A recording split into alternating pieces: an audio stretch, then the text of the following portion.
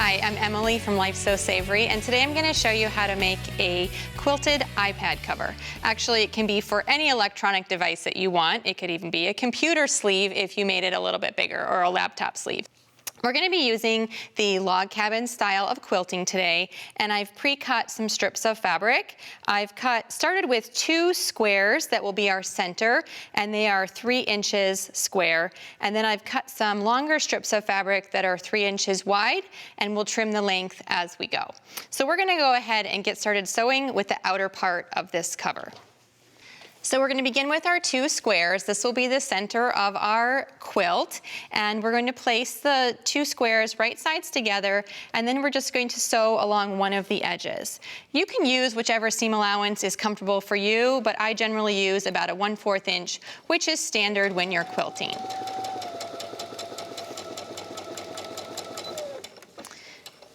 And the log cabin style quilt is a really fun and easy one if you're just starting out, because it just builds basic shapes around the center square. So after you have your 2 pieces sewn together, then we're going to take a 3rd piece and lay it along the long side of these 2 squares. So I'll use my button fabric. We're going to lay it along the 2 sides of the square.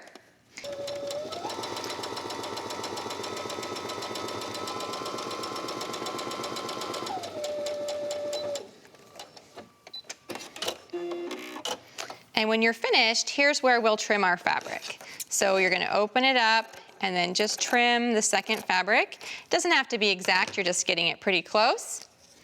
And open it up again, and now we're going to continue to build around our circle. So we did this side, now we're going to do the top.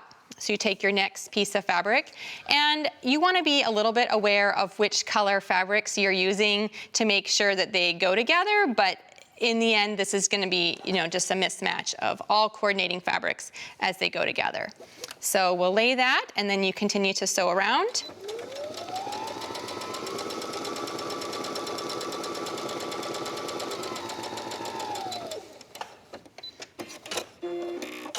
So just like if you were building a cabin out of logs, you would continue to build each layer of logs around in the circle as you build upward. We're going to be doing the same thing with our fabric. So again, open.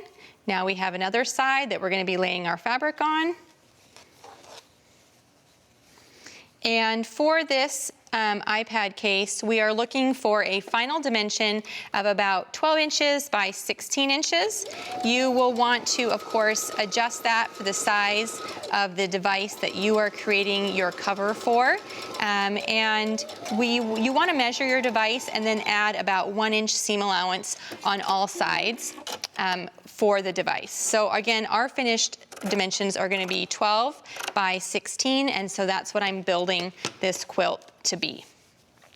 So the next fabric in my pile is actually the same red as this one, so I'm going to skip over that and go with this one to keep our fabrics a little bit mixed up and varied.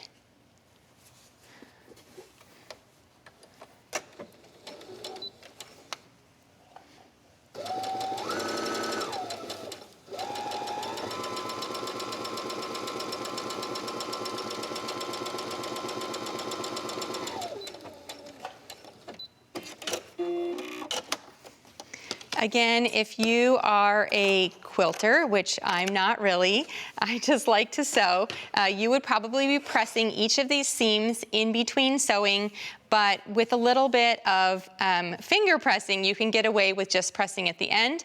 But I just want to let you know that that is an option to use your iron in between each of these seams.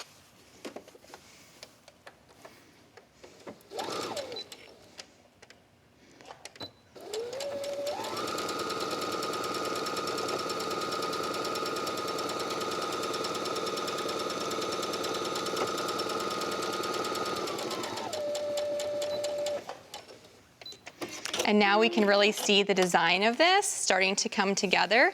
You can see our center and then the other fabrics as we're building around that middle. If you wanted to have a cutting board and rotary cutter also by your machine, you could also be using that to trim your fabric pieces as you're going around, or you can just use scissors like I've been doing. All right, so now we're gonna grab this red one that we left before, because I think this is a great spot for it. We'll lay it around that edge.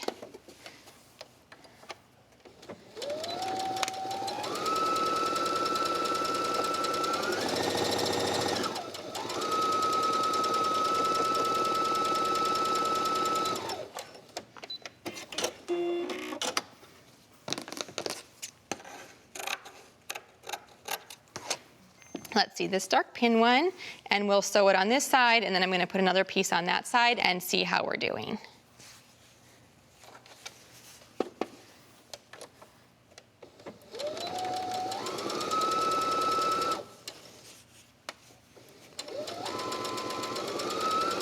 You can adjust the width of your fabric to be small, to be, narrow or wider, depending on the look that you want for your little quilt design.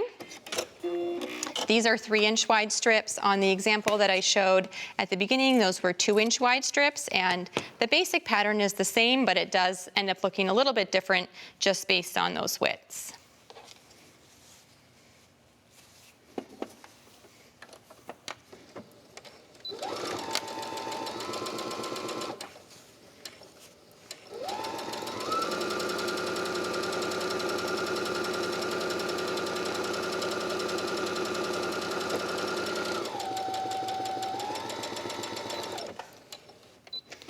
All right, so now let's measure and see how close we are to 16 inches. Looks like we're gonna have to add one more piece. All right, so we're at 14, so we will add one more piece to this side, and then we'll be able to move on from there.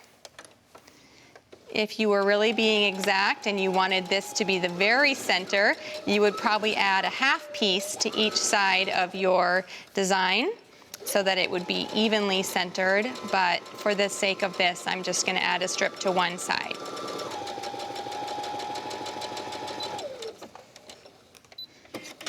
Okay, so now let's go press this and cut it down to size.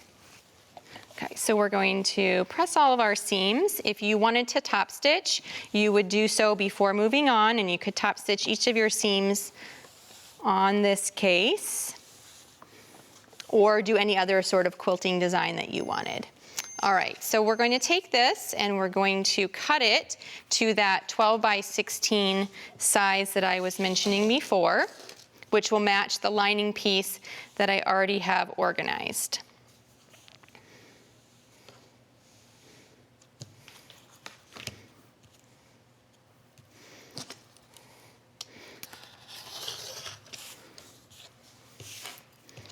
Okay, and then I'll fold this in half.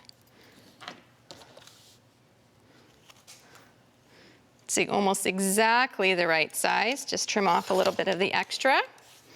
Okay, so now before we put this on the outer part of our case, here's the lining, we're gonna do two things. One, we're gonna press over the top seam allowance like I did on this one, and the other thing we're gonna do is we're gonna fuse the foam to the fabric. So we're going to fuse this is fusible foam. You can use either single or double side fusible. This is only single side. And I like to iron on the fabric instead of the foam. I'm just always a little bit worried that the foam might melt or something. So if you do on the right side of the fabric, usually it fuses nicely and you don't have to worry about that. So you can see we have a seam allowance on all sides of the foam, and on the top, there's about 1.5 inches. And that's for us to put the snaps and other closure without having to worry about the foam getting in the way. Okay, so now that we have the foam fused, we're gonna fold over a seam allowance. This will make the final step of our sewing a lot simpler if we already have this folded over and pressed.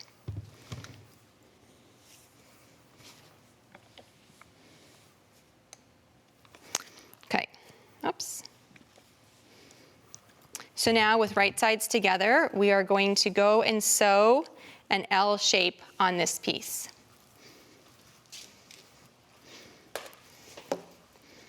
Okay, so we want to take our top seam allowances that we pressed over and line those up before you sew down the side. The rest of it we can adjust later.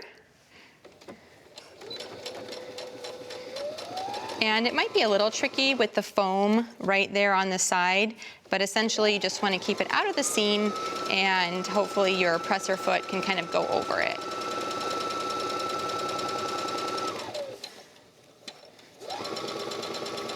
You can also use like a zipper foot or another narrow foot for your machine that would help keep that out of the way.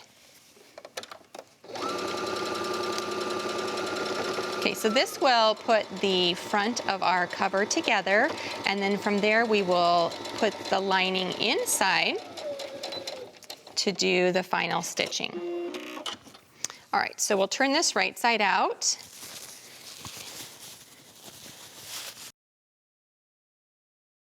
And then I've already prepared the lining, which the top is folded over and the side is sewn as I just did on this one.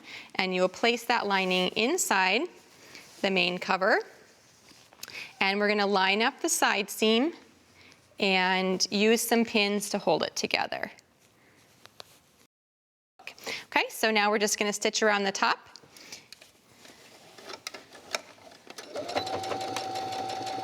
And I'm using a pretty narrow seam allowance so that we can sew close to the edge and get those pieces, those two sides of the fabric attached together. You do want to make sure you're sewing through all those layers that you just pinned together. You don't want any holes in the top of your little case.